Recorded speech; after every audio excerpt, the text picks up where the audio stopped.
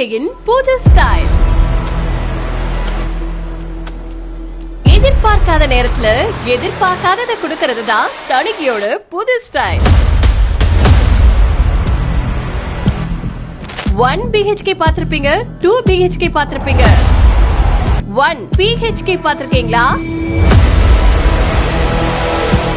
தமிழ்நாட்டுல real estate துறையில தணிக்கையோட 1 BHK rest house.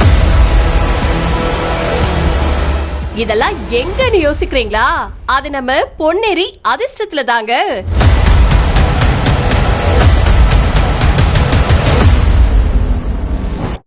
இனிமே உங்க வீக்கெண்டுக்கு நீங்க வெளியூர் போக தேவையில்ல.